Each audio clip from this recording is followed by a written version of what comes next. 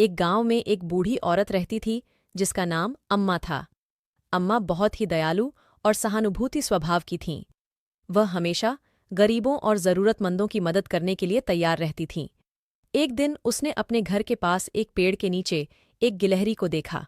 गिलहरी बहुत बिल्ली जैसी दिखती थी, लेकिन उसकी एक आंख थी और पूरे शरीर पर छिपकली की तरह रंग बिरंगे धब्बे थे।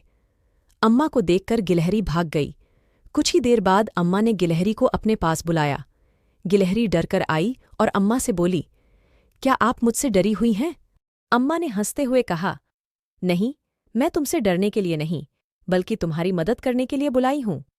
गिलहरी ने आंखें फाड़कर पूछा, मदद कैसे कर सकती हूं मैं? अम्मा ने कहा, तुम यहां अकेली क्यों हो? क्या तुम्हारे परिवार ने तुम्हें नहीं देखा? गिलहरी ने रोते हुए कहा, मेरे परिवार वाले मुझे देखना नहीं चाहते, क्योंकि मेरी एक आंख कम है। अम्मा ने गिलहरी को समझाया कि उसकी कमी उसकी खूबसूरती में कोई कमी नहीं बनाती। वह गिलहरी को उसके परिवार के पास ले गई और उन्हें समझाया कि हर जीव की अपनी खूबी होती है। गिलहरी के परिवार वाले भी उसकी बात मान गए और उसे अपने साथ ले गए। गिलहरी अब खुश थी कि उसने अपनी खासियत को स्वीकार किया और उसे कोई नहीं देखने वाला था।